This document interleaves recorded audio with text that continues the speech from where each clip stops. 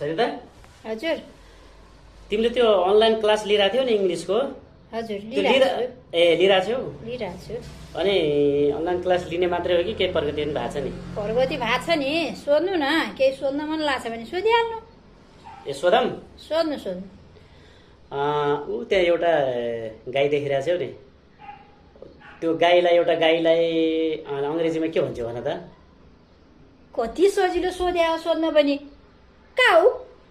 ए अनि त्यही ठाउँमा दुईटा गाई छ भने नि काउ काउ काउ काउ के सिकाएर त आएको छ म इङ्ग्लिस यस्ता जब छोडिदेऊ अनलाइन क्लास सरिता हजुर तिमीले त्यो अनलाइन क्लास लिइरहेको थियौ नि इङ्ग्लिसको हजुर त्यो लिइरहेको छौ अनि अनलाइन क्लास लिने मात्रै हो कि केही प्रगति पनि भएको छ नि प्रगति भएको छ नि सोध्नु न केही सोध्न मन लाग्छ भने सोधिहाल्नु ए सोधम सोध्नु ऊ त्यहाँ एउटा गाई देखिरहेको छौ नि त्यो एउटा गाईलाई अङ्ग्रेजीमा के भन्छ भन त कति सजिलो सोध्न पनि काउ ए अनि त्यही ठाउँमा दुईटा गाई छ भने नि काउ काउ के सिकाएर त आएको छ म छोडिदेऊ